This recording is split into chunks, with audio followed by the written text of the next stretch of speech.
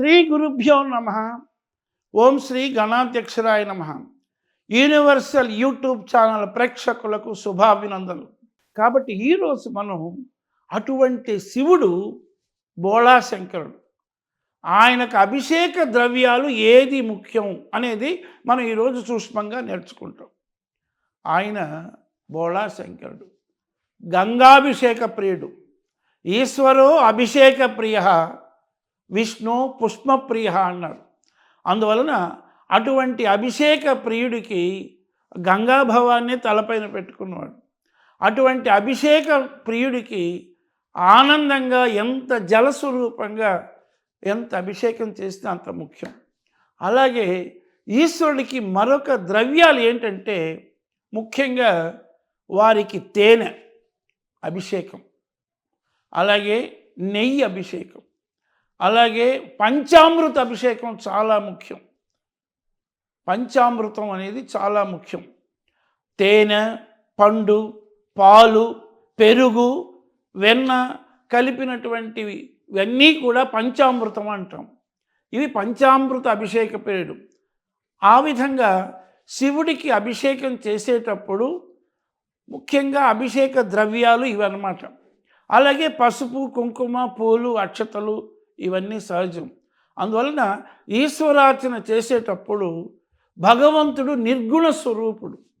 ఆయన ఒక అనల స్తంభంగా మిగిలాడు లింగ పురాణంలో మనకి. అంటే ఒకప్పుడు బ్రహ్మ విష్ణువులు ఇద్దరూ కూడా నేను గొప్ప నేను గొప్ప అనుకున్నప్పుడు వారి మధ్యలో ఒక అగ్నిస్తంభంగా వెలిచినటువంటి వాడు.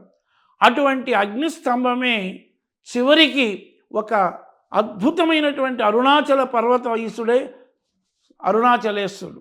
అటువంటి పంచభూత లింగాలుగా పృథ్వీలింగంగా మనకి ఏర్పడినటువంటిది కాంచీపురం ఏకాంబరేశ్వర ఆలయం.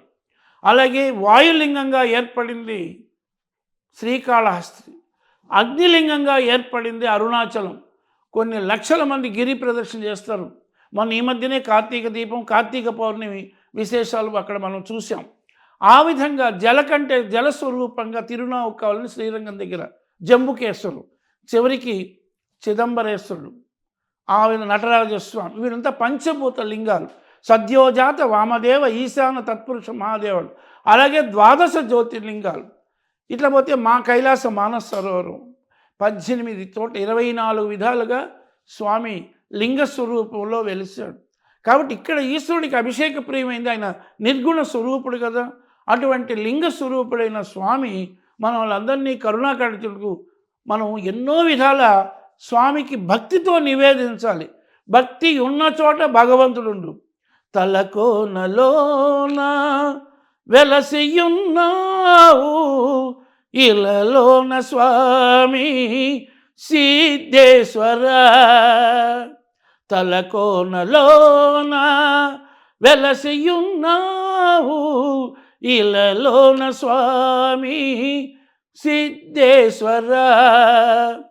ఇడుములు బాపెడి ఇందుశేఖర, ముడుపులు నీకై అర్పింతుమయ.